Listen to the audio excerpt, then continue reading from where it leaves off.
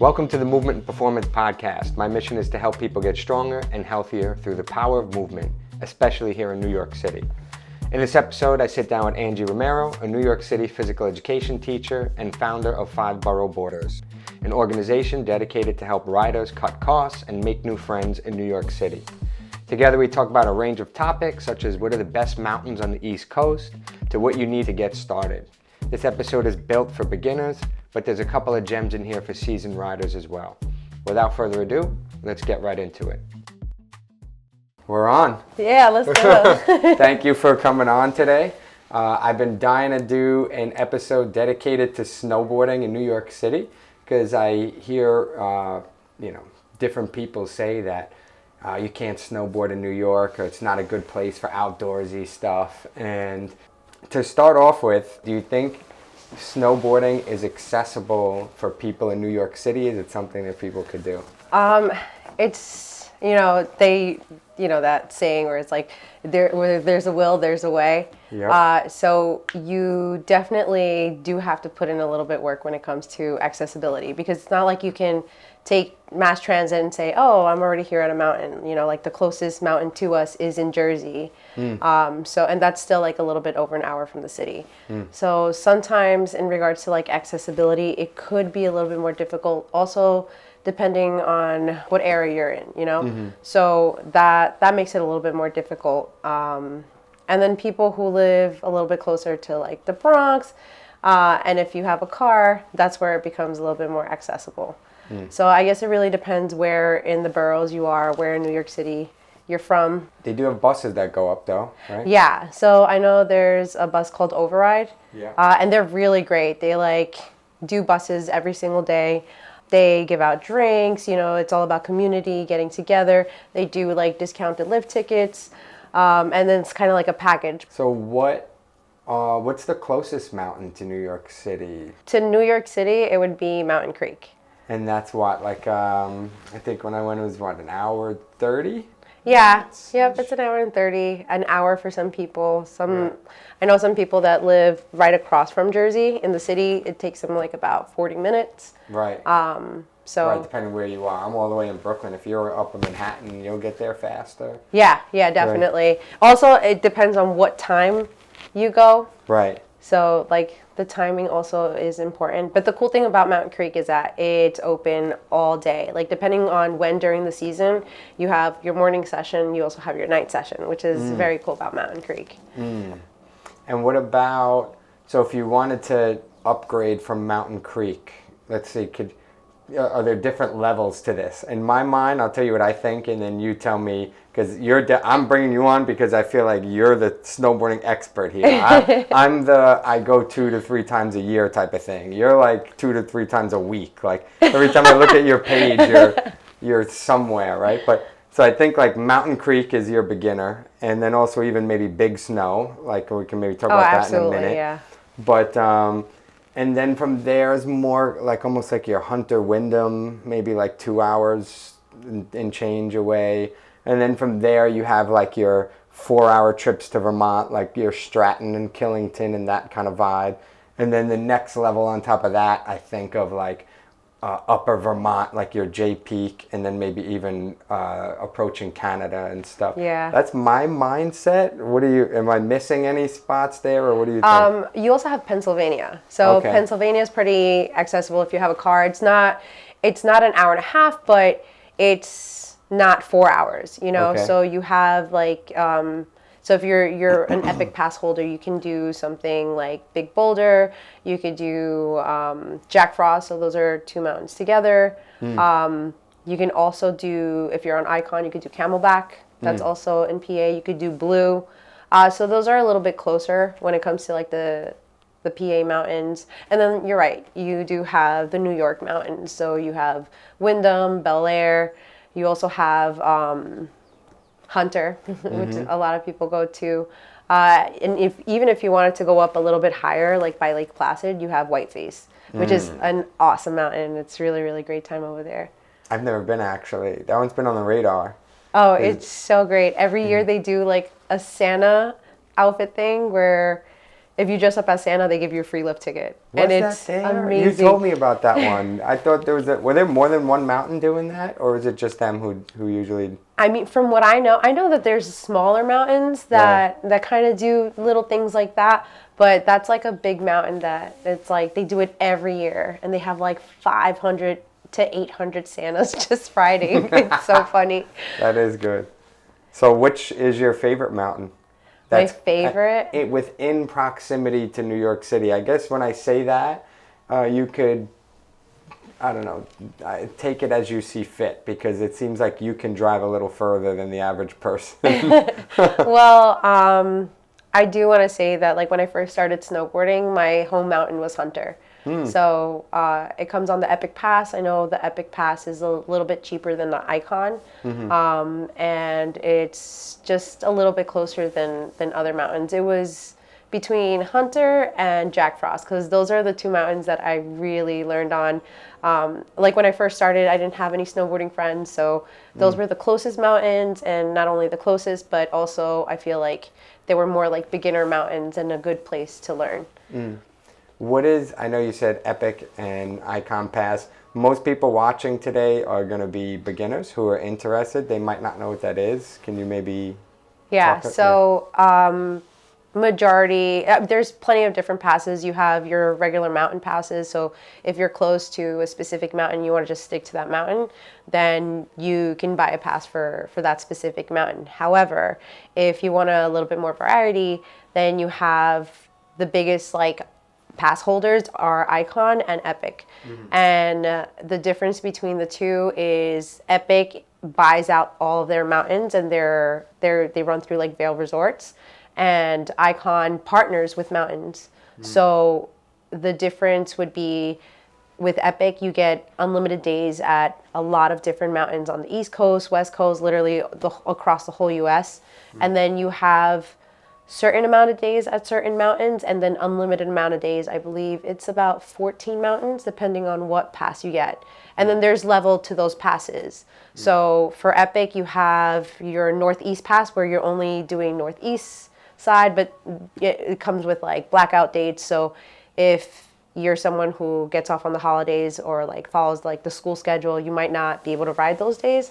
So there's blackout dates for that. Then you have your Epic base pass, and then you have your full Epic pass, where I believe the blackout dates are a lot less limited, and you have access to, I think they add some mountains to like the full Epic pass. Which one do you have? I have the Ikon.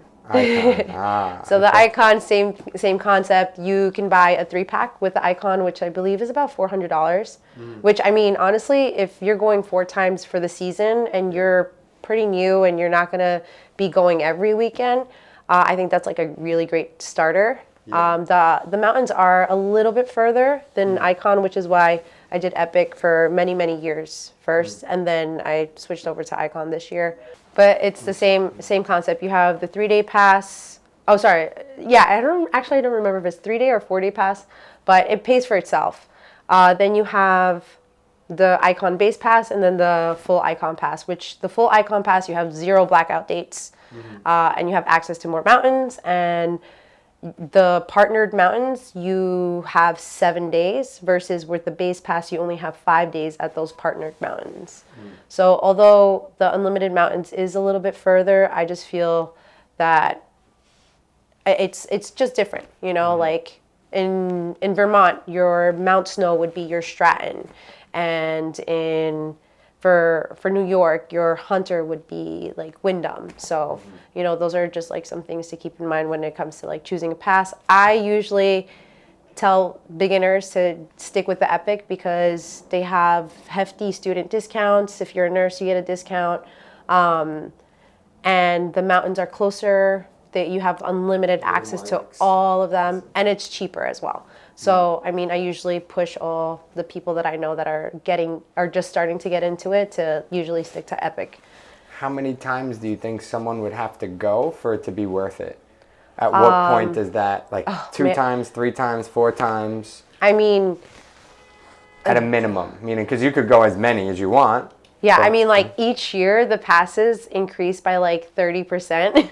So, I mean, a couple years ago, a Mount Snow pass was $70, and now Right. it's like close to $200 Wow. per day. Wow. So, and if you're at peak season, it might surpass that. So, literally within 2 times that you go, you're already getting your money's worth. Yeah. I never did it, and I should. And again, it depends on which pass you get. Honestly, you don't have anything to lose, especially if you're a student and you could like submit transcripts. Like they always offer discounts. So you just kind of like have to do a little bit more research. But yeah, if you go at least 4 times a year, it's worth it. And you have the accessibility of going to this mountain. So if you go with a group of friends, it's like, oh, we have Epic. It's like, okay, now I can go here, versus like, oh, I just bought my passes for this place, so now we all have to go to that place. It's a little bit more It gives you a little wiggle room to go to different spots. Yep. Yeah, I think I definitely think it's worth it.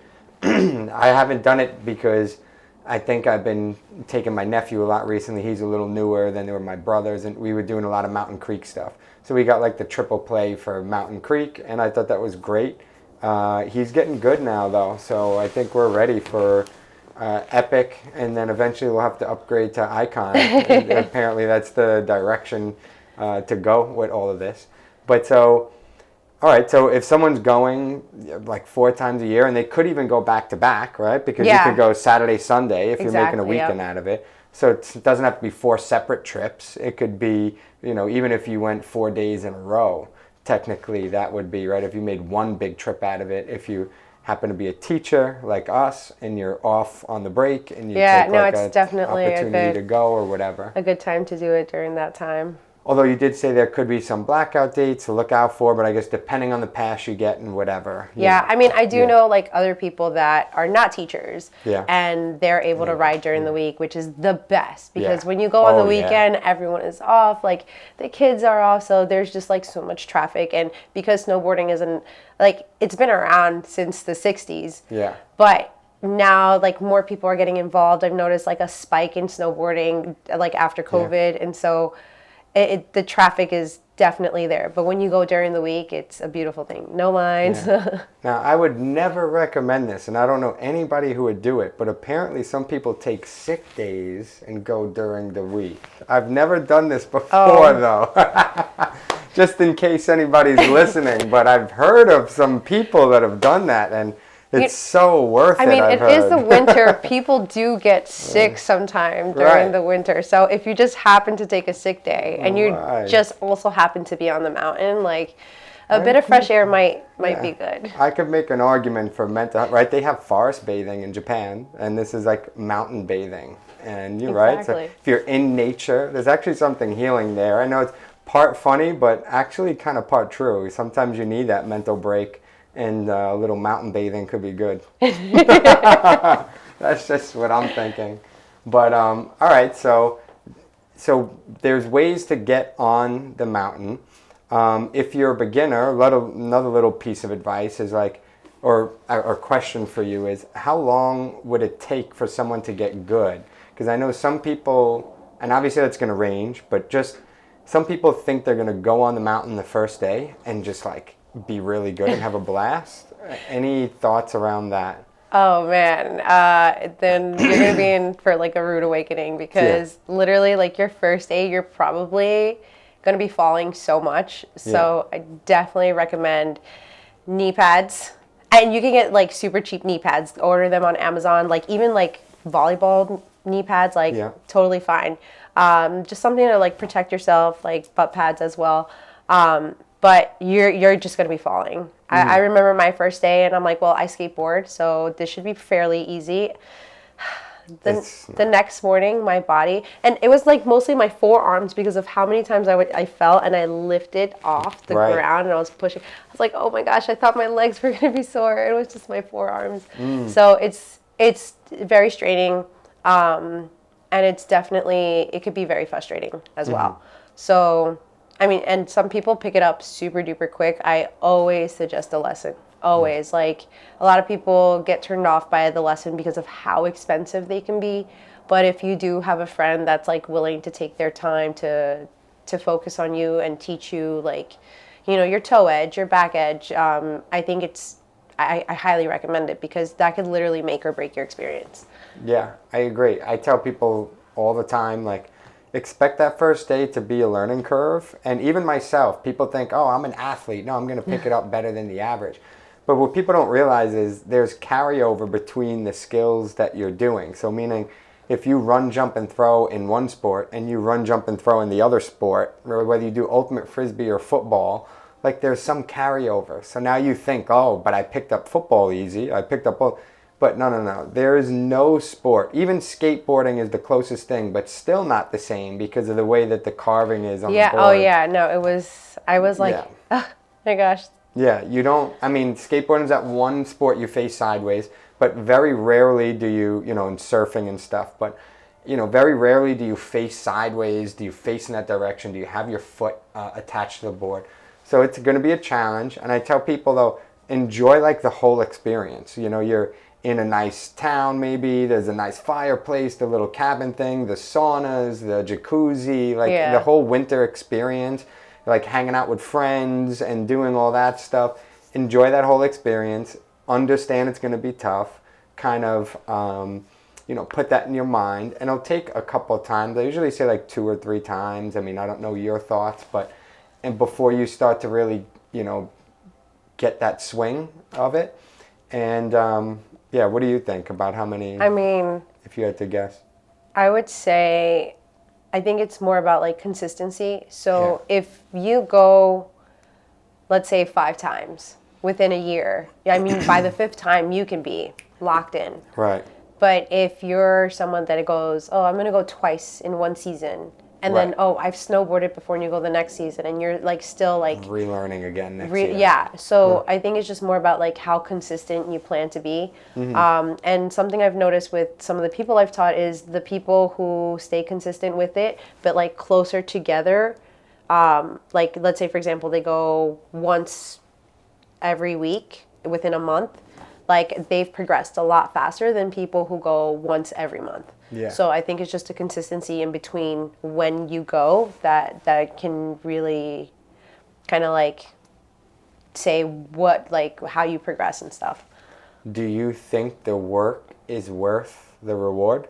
Oh my gosh. Absolutely. Absolutely. I don't think I've ever met anyone where like I just look at them and they look back at me and they're like, I got it. And it's like, that click moment. I can guarantee you ask anybody, it's like, when was your click moment?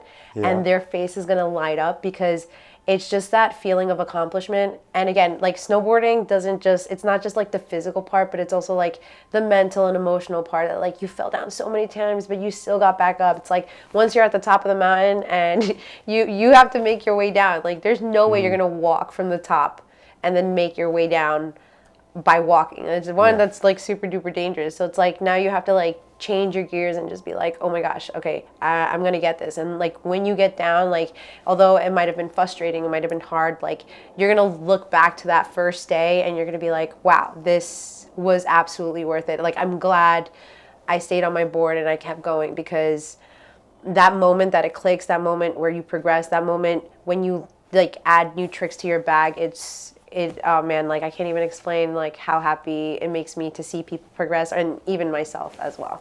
And then when you have that, you now have it forever. Kind of like, you know, like you've now earned that skill. You've downloaded the program into your mind to some degree. But like, and now you have access to so much. You know, I think winter also becomes exciting now, you know, when everybody's complaining about how miserable things are with the snow and this and that. It's kind of like, oh no, I'm actually dying for the snow, you know.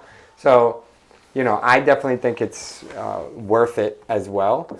And yeah, I think it's an amazing skill to have, especially in the winter time. Yeah, I mean, also you got to think about like seasonal depression. Yeah. And I've known some people that like tell me they're like, snowboarding has literally saved my life. Yeah. They'd get like these really bad depressive episodes during the winter. It gets cold, it gets darker outside earlier. So it's like, what better way to be able to like just go out into nature and be able to connect with winter, which Yeah. a lot of people usually are like, oh my God, I don't want to go. Yeah, I love that. And I've been doing a lot of homework recently on the benefits of activity outdoors versus, like, for example, running on a treadmill versus like running outdoors, and like the difference between the two. Your body needs the outdoors. Oh, absolutely. Even in the winter. But it's cold out, so stay in. No. That's even more of a reason to go out because Yeah. you're so deprived of the outdoors. You just have to wear the right clothes. Right. And another thing I was going to say before too, even though it's slightly different, but that piece about like working hard for it and then you finally get that reward where you feel good. People do. I have like friends, marathon running, mountaineering, all these things. There's like they do it almost for the physical challenge. Like, so if you think about that too, is like, oh, this will be a physical challenge for you that you're now going to overcome and there's a reward at the end. I think there's something good with that. But so when it comes to the beginner, all right, so now they know that there's this little learning curve. They know it's going to require a little bit of work. They also know it's going to be good for them, hopefully, right? It's like worth that investment. You need to get outdoors, even in the winter. What are some maybe little tips? Like it's going to be hard to give a lesson when you're not on a board and you're not with them. But are there any little things maybe they can think about or any little tips? I would definitely, if it's not accessible to pay for a lesson, definitely YouTube videos. Because I know that like when I was learning on my own, I would watch YouTube. I didn't have any friends. I didn't know anybody who snowboarded. Like, my ex taught me, so when we split ways, all the snowboarding people were his friends. So it's like I had to like relearn and find ways to be able to ride, because I'm like, oh, I have all this gear and I want to be out there.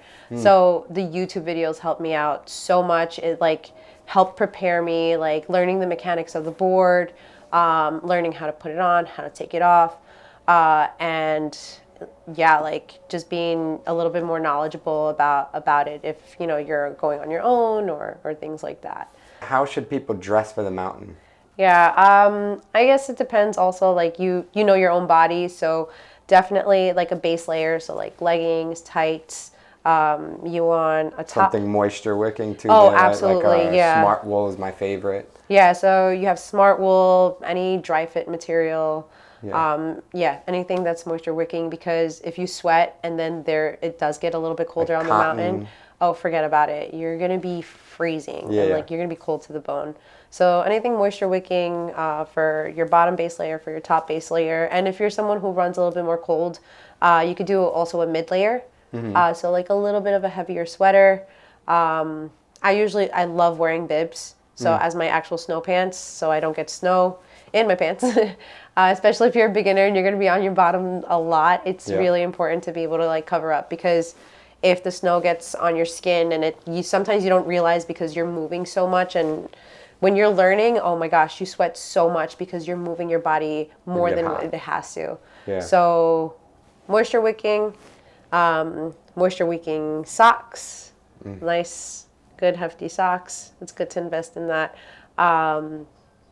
You could wear a bib, and if you don't have access to a bib, snow pants as well is fine, and then a jacket as well. I usually tell people also, or my father told this to me years ago, have no skin showing. So gloves, I mean you can obviously, but like gloves, like a thermal something covering your face, goggles, a hat, because you want your ears covered. I have friends who like got to the mountain, they don't have goggles, and then they're like, oh their man, forehead you is get like a freezer burn. But then also, like for example, this winter has been super cold. Yeah. So my nose was uncovered for not even a full run, and I got frost nip. Yeah. And if you don't cover up, especially on like those super duper cold days, you can get frostbite, and you definitely don't want to deal with that. So no skin showing, you think that's a good rule of thumb, or what do you think? I mean, again, it depends on the temperature. Yeah. If you can get like a neck gaiter and then just like a face mask, and then you could pull it up, pull it down, goggles and helmet. Helmet is very, very important. Yeah, I don't remember when this was, but one time I went and I didn't have a helmet. And I was like, I'm literally the only person on this mountain without a helmet. And I kind of feel dumb. Like, there were so many times I've had moments like that with outdoorsy stuff. Because I'm a city kid. I grew up in this city. We kind of hung out on the street. We did stupid things. Like I rode my bicycle on the sidewalk. We never wore a helmet. And then I started riding my bicycle in, more like North Brooklyn, where like a lot of the gentrified neighborhoods are. And now people are aware, and there's a little more awareness. I remember the first time I was riding there, I was like, why am I'm the only person not in a bike lane, or same thing, I'm not wearing a helmet. And it started to occur to me like, oh yeah, like, and it's not just about like following the rules. It's there because it's keeping you safe. Yeah. And it's not even so much about like you not having it, like you not looking cool or like whatever, because you could be the best rider, but there's other people on the mountain that are not, and it's those people that you really have to worry for, and the people that are learning. Like you see someone learning, you gotta try to steer away from them, because you just never know. And freak accidents happen all the time. Like even if two people collide at the same time, you just never know. And especially because we're on the ice coast, those falls are very, very intense, because like it's really hard packed, and sometimes it can be ice. So you only have one head, so you always want to protect it. Yeah, I like that. Definitely, I agree with wearing the helmet. First time my father went skiing, because he's a boarder now, but he actually wore a pair of jeans. He was also a city kid. So nothing more New York than that. And I told him at first, I was like, was it like a learning curve? Like, what was up? He was like, well, no, we figured out very fast that you were supposed to wear snow gear. He goes, but then there was a point, he's like, I couldn't afford it back then either, like I was young. He had me young. He's like, whatever age he is, 20 years old or something. And so he actually said, I forgot what it was, but he sprayed like something on the pants that were like waterproof thing or something, on jeans or something. I just thought it was hilarious. But it's amazing to see how far he's come, and I'm blessed to be able to have gotten some of those lessons as well. I mean, we're both still city kids to some degree.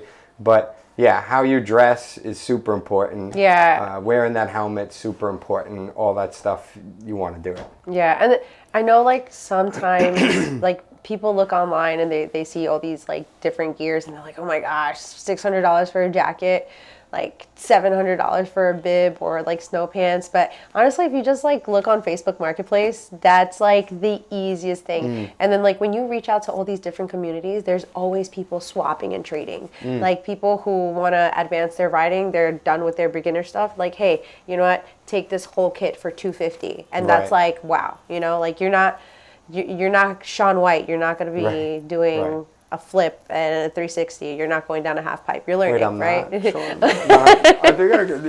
pretty good. No, I'm not. Actually, speaking of that, that was a point I want to talk about too. Is like, you don't have to be good to also enjoy the mountain, because some people think that you have to be like amazing. You have to be a Shaun White, or you have to go down the Black Diamonds, and then the investment seems even more scary. And something to tell people, like, you don't have to be the best to go and enjoy the outdoors in the mountain and reap all those benefits. No, you just kind of like, you just go. And if you want, I mean, there are some times where I see a green run and I'm like, I love that green run, because it's like so mellow, it's chill. Like maybe I want to do like a chill run. Like it's not about who's the best or who's the fastest or anything. It's all about just like getting out, getting out, creating more equity on the mountain, and just having fun. I put on, I don't know, do you listen to music when you ride? No, I can't. Is that a bad practice? Oh, it's like 50-50. I always ask people, I'm like, do you ride? And I'm like, no, because like me personally, I have to hear someone that's next to me. Right, or if they're behind you, I don't hear them next to me, I get very nervous, and like I just want to be more aware of my surroundings. And there's some other people that like the music actually helps them focus. Yeah, so, I have like last time I just had my phone in my pocket, so I was still able to hear, and I had it on loud so I was hearing the music, but I was still hearing what was going on around me. And I tend to love a reggae song on the mountain. I don't know what it is, but like it's like that chill, maybe surfer vibe. I watched a video a long time ago where they had like the reggae music and they were just carving through the powder, and I was like, it's such a vibe to just chill and kind of go down. Yeah, it definitely is. I mean, I'll like think of some songs in my head and I'm like, doo-doo-doo. No, right. But like, yeah, no, I guess it depends on like each person. And I know they have like some speakers for like your helmets that you can connect into your helmet. So you could do things like that as well. Right. Yeah. So let's see. We got some tips. That was the other big one you're saying, organizations. So like, if you go on your own, this also can be very intimidating and expensive. I think it's so much better to join a group and to have a group of friends. And with snowboarding, it's not always the easiest to find, oddly enough. I felt like a lot, or at least when I was growing up, or, I'd like to say I'm still growing up, I'm still young. No, but like, if you wanted to be a part of a ski community or a ski snowboard community, it was more like ski communities and it was ski clubs. And maybe I just didn't know where to look or didn't know where to go. And it would be like a lot of older guys and maybe their kids, which is still cool. But I was like, man, I would love to find like a young crowd that like is also going, and it'd be fun to hang out with, and you don't have to worry about staying up late at night or something. I don't know, you could like party and hang out. So are there any organizations, and of course you have to mention yours, but organizations that you recommend or communities that are pretty cool that people can be a part of? Yeah, I mean, there's so many different organizations. Like you can look at some Facebook groups. I know there's a lot of different groups on Instagram. You have, well, I mean, Hoods to Woods is tailored more to the younger crowd. Yeah. But there's still like a lot of people who volunteer for Hoods to Woods that always go out to ride as well. So that in itself, like the instructors are like a part of the community, and they're so much fun to ride with and stuff. So you have Hoods to Woods. Same thing with Chill Foundation, like the people teaching and everything. And then you have another organization called Carve Bunnies. So Carve Bunnies is specifically like a nonprofit organization that focuses on women. So like Cool. If you want a women group to ride out, you can like go to that.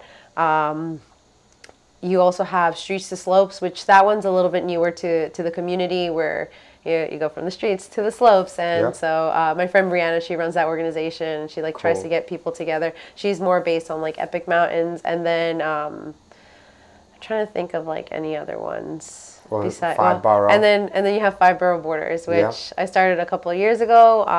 And we just focus more on like cutting down costs on driving up and like also lodging.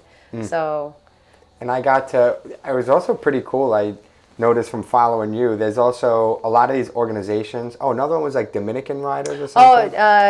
Dominican Snowboarders. Dominican Snowboarders, and anybody can join that group. It's like literally you don't have to be Dominican, but they were highlighted because it's like they're from the beach. And so it's like now that you have all these Dominicans on snow, which is really such a beautiful thing, because it just helps to create equity on the mountain. So it's like the Jamaican bobsled team, but, you got like you also people from the Caribbean. Another one is Soy Sauce Nation. Oh, okay. So, and that's like literally across the states, but that's more like an Asian community. Right. So again, there's so many different groups that you can join. You just kind of like have to look and go ahead, sorry. Yeah, I usually always like anytime like there's a community that reaches out to me, I try to like post as much as I can to just like let everybody know, hey, by the way, if you're looking for a women's group, you can ride with them. There's also like a lot of park groups as well. Like if you want to focus on progressing in park and stuff.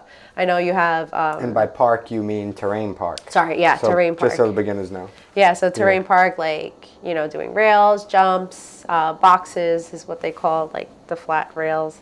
And you have 2 women groups that are called Park Affair, and then the other one is called Beyond the Boundaries, BTB. So you can look them up on Instagram and stuff, and they do like these really great trips, and they have like all these different clinics. You also have Edge Outdoors, which that's more out west, but they do come every year, and they select women of color to like go. They select about 15 to 20 women to go learn for free, which is really really cool. Very cool. And I volunteer every year for that, or at least I try to. Yeah. So many organizations that you can look up, and I guess it depends on like once you're out there, like what do you want to do, right? Like, do you want to ride on the trail? Do you want to focus more on park? Do you what is kind of like calling your name, and the different types of terrain? Yeah, when I was going to say before following you, some of those organizations also had some events here in the city. Like they hosted something in like, no, which store were we in? Paragon. Paragon. Like in the basement, had an event, and I don't know, Override. Other people were there, but like all the communities are kind of there. They're hanging out. You can meet them in the city.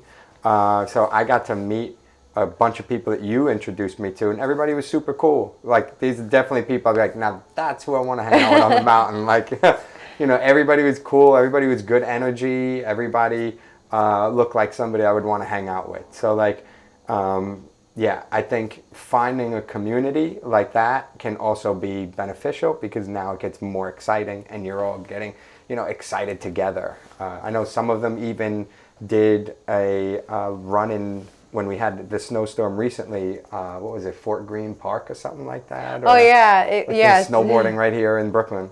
Yeah, literally, like I know there was like a lot of people who built like features. Yeah. So features are like what you use in the terrain park. And they just piled up snow. It was just like literally the whole community, and it was like different communities just coming together and then just building a park. They did one a couple of weeks ago, and I was able to go, and it was so much fun. Like it was everyone just like hyping each other up. It wasn't like it wasn't a competition. It was just like all fun. Yeah. So. Yeah, it was during the workday, so if you happen to see a video of me, that's my twin. I wasn't actually there. I have a brother who looks just like me. You know what? Yeah. What, his name is Tony? No. Yeah. That's the alter ego. But speaking of local, too, I said it before, but Big Snow is another good resource that people know about, right? I mean, if there's someone who's like a little bit intimidated about going to the mountain, I would 100% like suggest going to Big Snow. Like Big Snow is it's easily accessible compared to like all the other mountains, and it's in a mall. How close is it? Just so people know what we're talking about. I mean, it's I guess Jersey, the American Dream Mall. Yeah, American Dream Mall. So anywhere between like 30 minutes, maybe. 30 minutes to an hour. Yeah. Like that's. I mean, from Depending Queens, where you are in the city. It takes me an hour with traffic sometimes. So. So, I mean, like, that's super easy. And the cool thing about Big Snow is that they literally can give you everything from head to toe. Helmets. They give you snow pants, snow jacket. They give you the rental. Like, literally, like, you're completely set up. So, if you feel like you're a little bit more intimidated about going to the actual mountain, or you want to, like, actually practice before you do the actual mountain, like, really great place to go. And then Groupon has a bunch of discounts there. Ooh, that's so good and to a know. lot of people actually don't know this, but like I didn't know that. Yeah. They'll have like 6-pack sales, and like they'll have it a couple times a year. So like if you already have all your gear and you want to just like ride there, then you can buy like a 6-pass for $100, which I think is absolutely worth it. And oh yeah. It's very cheap like that.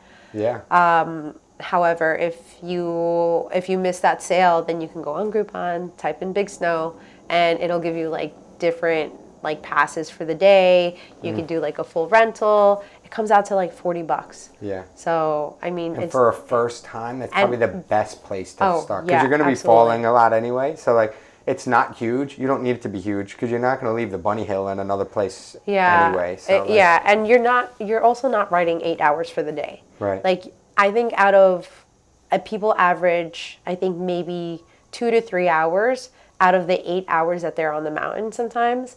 So Big Snow gives you exactly those 2 hours where, and it has like little progression steps. They have like a little section for you to practice skating with your board, right? And then they have a section for you to practice your turns, and then they have another section where you can actually practice linking your turns if you get to that point. So it's definitely little terrain park thing too for the people that are there. And then one side is terrain park, the other side is just riding. So I mean, I think it's really a great place to start. Yeah, I agree. I was asking before, but I just want to see if you have any gems that I don't know about, but we ski mountain that's also close to a cute town. Do you know any that have like that package or like not too far from each other? I want to say that skiing and a cute town in like a great mountain, I want to say Stratton. So it's a little bit further up, It's about 4 hours. Yeah. But it's so worth it. Like, there's a town in there. It's a really great mountain. They have a gondola, so it's like you're getting like the full experience there. What's the gondola? And the gondola is a nice toasty cabin that you go in to get to the top of the mountain. So on cold days, a really nice lift. On the cold days, it's a good place to go in. And if it's about 8 people, everybody goes up. You're nice, relax, and then get off the gondola. You're at the top. So you call it the Gandhi. The Gandhi? The Gandhi. That's funny. A couple that stand out to me that I think about. You said Whiteface, Lake Placid is not far from there, right? Yeah. And then I think Burlington, I know that's further up, but right there's like mountains right around there. So Burlington is a little bit further up, so that would be closer to Stowe. Mm-hmm. And Sugarbush. Sugarbush is also another place that has like a mini town in like right below the mountain. Oh. So like you could literally ski off, go into the cabin, or you can go into a bar, like get some food and stuff. So that's like cute. And then for Burlington, it's like about maybe, I want to say 30 minutes away from the mountain, but it's totally worth to go visit because they have so many shops, they have so many things in it, and it's like a really, really cute town. So was that the home of snowboarding or something like that? Was it, so, or like did it like grow there or something? Yeah, so I think like the major turning point in snowboarding was when Jake Burton actually created snowboards, although he was not the one who created it. It was, I always forget. I think it's Sherman Poppin. Okay. Back in 1965. Oh wow. So it hasn't really been a very long time that they've been around. But I think he invented the snurfer. He put his skis together and he went down sideways, and it was like so controversial because it's like, what is this guy doing? And then the battle between the skiers and the snowboarders it's still began. kind of around. Oh, it totally is around. Some mountains won't let snowboarders on them. Yeah, which I think is absolutely crazy because they think that like the way we ride, like we're riding sideways, we have to ride straight, otherwise we carve out all the snow. But I mean, honestly, I have a few skier friends, and on the flats. And you're not friends with them anymore? Oh, no. No. I beat them up all the time. Yeah. No, so I actually, it's good to have them around sometimes because on the flats, I just hold on to their pole and they just take me. That's funny, yeah. But yeah, so like he invented the snowboard. Then people just started taking out planks and stuff. And I think Jake happened to be one of those people, and he just, in his home, like his hometown is Stowe, which is in Burlington, and yeah, he just started building snowboards, and it that like it's a mass production of snowboards. Yeah, and I want to say that like some of the people that work for Burton also like branched off and like started creating their own brands. So and the first Burton stores was there, Burlington. In Burlington, yeah. Yeah, that's cool. Yeah, it is pretty awesome, and I think he is like the epitome of snowboarding. And even though he wasn't the one who invented it, he definitely helped create a culture around it. I mean, him and his wife created Chill Foundation, which helped create more accessibility for children learning how to snowboard for free, you know? So and they're still up there today? Yeah. I think she is, or he is. Yeah, they still have their house up there, and what else? The store's still there. The store's super awesome. Yeah. And then they grew, and now they're across the whole world, and they provide all these boards for. And what I love about that company is that they also give back. And there's so many companies that give back to the snowboard world because, you're giving to your athletes, right? They're bringing awareness to the sport, and you want to be able to provide for those athletes. So, it's you want to invest in a company that's also giving back to the sport that we love. Yeah, so. I love it. One of my little secret gems too of like a mountain that's close to a nice town. It doesn't seem like it's close, but it's like it was still like a 30-minute drive. But when I go to Hunter Mountain, and then I'll stay in Hudson, New York. And I don't know if you've been to Hudson, New York. I actually haven't. But it is one of like, I don't know, I was like, wow, this is changing, or I don't know what, but there's a bunch of like cool stuff going on there. And I discovered that recently, and I might cut this part out, not to let anybody know. Gatekeep on that a little bit. We'll see. But yeah. So as we start to come to a close, I know the episodes kind of go fast. Were there any big things maybe that that you maybe wanted to chat about that we didn't get to, or we? No, I think that's pretty. I think We hit the good we stuff. covered it. Yeah, we hit the good stuff. What has snowboarding done for you? If you could leave people with some last words, has it helped your life? Has it made things better, or is it a good sport? I mean, again, like I have lifelong friends thanks to this. I have something to do during the winter because of this. I don't think that there is anything that I regret with how I've progressed, how I've changed, how it's pushed me to be a better person on and off the mountain.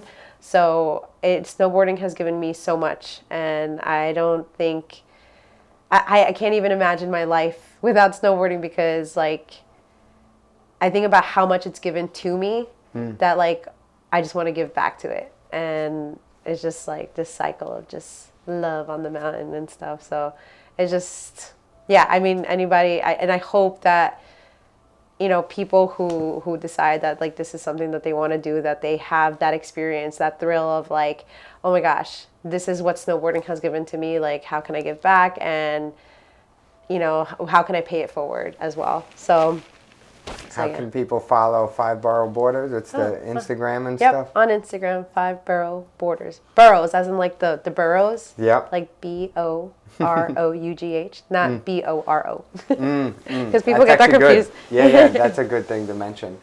And you're posting stuff all the time, and you post your own events, but you'll also even post others. Like, I know you mentioned Carved Bunnies before. They have like something on St. Patty's Day by Killington. And, Yep. you know, there's some cool stuff going on. So even if it's other organizations, you're posting it Oh, to. yeah. I mean, You know? I think about it as like something I saw in regards to like why I started creating 5 Borough Boarders is because there's so many people in the community and people just don't know. Like I had people that I met on the mountain in Vermont who lived literally 5 minutes away from me. Wow. So why are we spending money? Why are we not trying to save money? Because we already know snowboarding is a very expensive sport. So being able to create that community, and then also get other communities and let people choose and give them a voice and say like, oh, this seems like really cool. I want to do this, or this seems pretty cool. Like I want to join that. You know, like I want to be able to tell New York City, hey, this is the opportunities that you guys have. And so now they have like, I guess, I don't know, like I'm a middle person, right? Yeah. It's like, Yeah, and you're connecting all around. They said I mentioned the Dominican one too. My nephew's half Dominican, so he was so excited. He's like, what? Oh my God. I was like, yeah, look, see, I'm telling you, you got to ride more. But last final question, I did want to ask one more. Best mountain on the East Coast, according to you. But oh man, it does not have to, it could be something people drive to. Like if this is going to be maybe, I want to plan a big trip this year, whatever it is, but not go all the way west. I still want to stay on the East Coast. What do you think is the best mountain here? Best? Oh man, that's literally so hard. All right, one of the best. One of the best? Okay. I want to say Killington. Ooh, okay. Killington. I think it's one of the biggest mountains on the East Coast. It has so much terrain. Ooh. And I think that like for East Coast riders and like being able to have that access, it has a gondola. It has actually 2 gondolas. It has this delicious jerk chicken spot that I love to go to. Yeah. And their food portions are huge. The vibes are immaculate there. And the park there too, it's just like there's so much possibility at that mountain. So if you want to just chill, then you can like take a run to chill. If you want to like progress in park, they have like a really good progression park.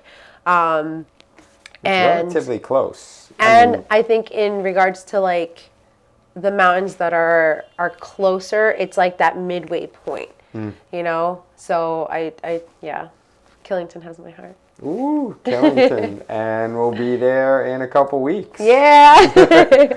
So on that note, thank you for today. This was awesome. I've been seeing you, through the physical education world for a while. It's funny, the first time I really made a connection, you came in on your skateboard. I know. And my skateboard's right there in the room. I would longboard everywhere. And I was like, oh, that was cool. Like, no one else rides like that. And then, then I noticed you actually from Instagram, I was like looking on Burton's page or something. I don't know, it was something somewhere else. And then I was like, wait, that face looks familiar. And then I started clicking through and saw 5 Borough Boarders.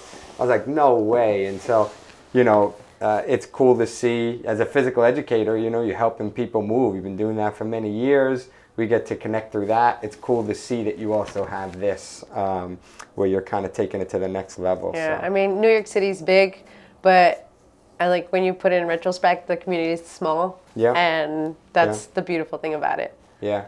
So thank you for today, and we'll have to get a picture and post it on here when we're on the mountain. Yeah. So.